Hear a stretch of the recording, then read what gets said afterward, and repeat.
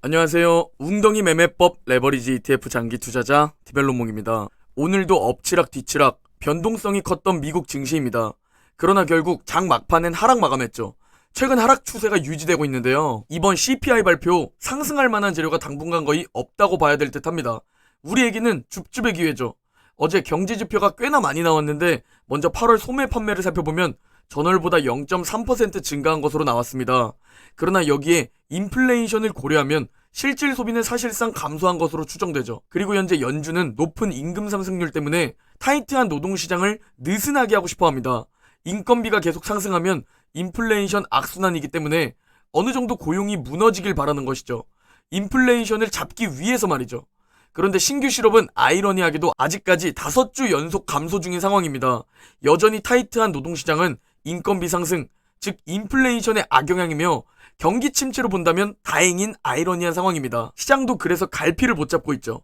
경제지표가 어떻게 나오든지 해석하기에 따라 주가가 위로, 아래로 움직이는데 지금은 잘 나와도 불안, 안 나와도 불안한 상황인 겁니다. 그리고 제조업 지수는 수축 국면으로 나오며 경기 침체는 정말 머지않았다 라는 해석을 가능하게 만들었습니다. 즉 종합해보면 결국 연준의 공격적인 긴축을 막을 경제 지표는 없었다는 겁니다. 그리고 이런 지표들이 발표된 후 애틀란타 연은의 GDP 나오는 3분기 GDP 추정치를 1.4%에서 0.5%로 하향 발표했습니다.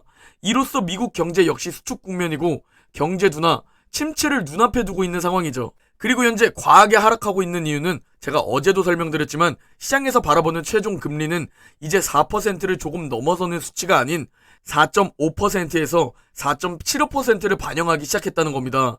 개인적으로 과한 우려이길 바라고 있습니다. 왜냐면 시장 금리가 4.5%까지 오르면 주가에 약 20% 악영향을 미칠 것이기 때문입니다.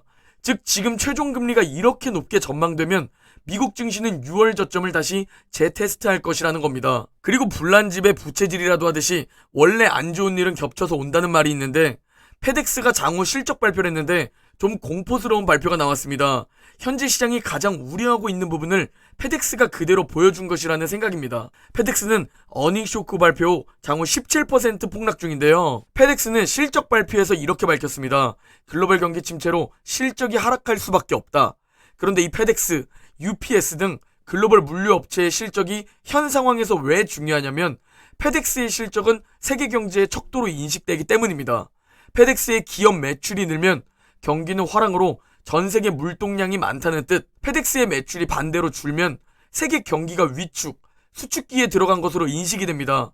그리고 이번 실적 발표에서 CEO는 전 세계적인 경기 침체가 서서히 나타나며 글로벌 물동량이 감소하게 되었고 이에 따라 물류업체들의 경영 환경이 크게 나빠졌다 라고 밝히며 와 이거 경기 침체가 이미 닥쳤다.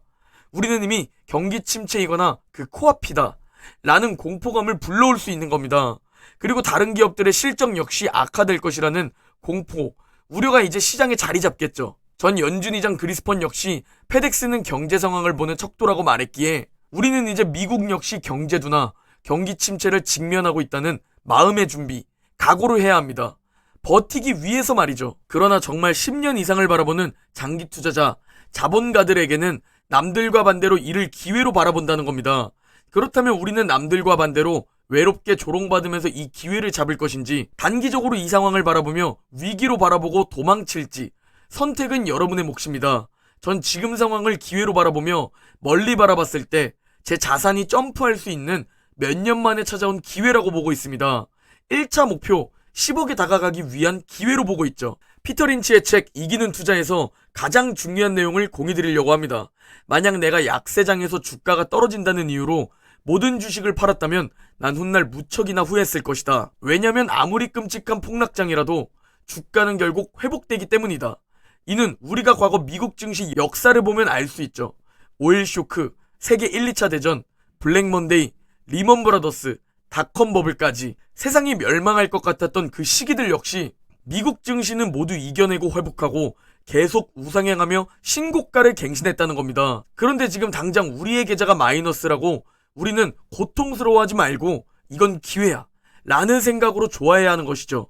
우리가 싫어해야 할 건 내가 매도할 시기에 폭락이 오는 거지 이제 투자를 시작했을 때 하락이 오는 것은 우리에게 정말 오히려 좋은 기회라는 겁니다. 스스로 냉정하게 이 사실을 꼭 인지해야 합니다. 그리고 피터 린치는 이렇게 말하죠. 주식 투자로 성공하기 위해선 주가가 떨어질 때도 있다는 당연한 사실을 기억하고 각오를 하고 견딜 마음의 준비를 해야 한다 라고 말합니다. 왜냐면 주식시장은 매년 10%의 하락은 기본이고 3년마다 20%에서 30% 하락장을 만나기 때문에 장기 투자를 다짐했다면 항상 앞으로 만날 겁니다. 그때마다 잠 못 자고 괴로워할 건가요? 그때마다 기회로 잡아야 하는 건데 말이죠. 그리고 좋아하던 주식이 떨어진다면 슬퍼하지 말고 도망가지 말고 저가 매수의 기회로 생각해야 한다 라고 피터 린치는 강조합니다. 지금의 웅덩이에 왜 매수하고 난리냐? 이게 싱크홀이지 웅덩이냐? 나스닥 8,000 갑니다. 100차 매수 타이밍일 듯 라고 말하는 비관론자, 폭락론자들의 말은 전 전혀 신경 쓰지 않습니다. 그들의 자산이 불어나지 않는 게 안타까울 뿐, 그들이 자본주의를 이해하지 못하는 게 안타까울 뿐, 전 지금 이 기회를 잡아 제 자산이 점프해 10억을 달성하게 될 겁니다. 장기 투자자에게 이는 자산 점프 기회였습니다. 과거 단 한 번도 빠짐없이 말이죠. 버티기만 하면 된다는 것이죠. 3년의 세월, 5년의 세월, 10년의 세월, 이걸 버티기만 하면 되는 겁니다. 지금 실적 악화 우려 역시 마찬가지입니다. 경제는 주가와 마찬가지로 하락과 상승을 반복하며 결국 우상향하는 구조입니다. 기업의 실적 역시 마찬가지죠. 이게 자본주의 시스템입니다. 결국 EPS가 하락해서 주가가 하락한다? 내년에 더 하락한다? 더 평단가를 낮출 수 있고 여기서 줍줍하는 것이 훗날 수익 극대화를 이루게 될 겁니다. 기업들의 실적은 앞으로 계속 우상향할 겁니다. 우리는 전 세계에서 가장 튼튼한 곳에 투자하고 있습니다. 그런데 이 기업들이 무너질까요? 미국이 무너질까요? 이 기업들 중 무너지는 기업이 있어도 결국 새로운 기업이 그 자리를 메꿀 겁니다. 그래서 우리는 지수 투자로 걱정하지 않는 것이죠. 그래서 우리는 투자 원칙을 가지고 줍줍하고 있는 겁니다. 웅덩이 매매법 매수 타이밍마다 적립식 장기 투자를 하고 있죠.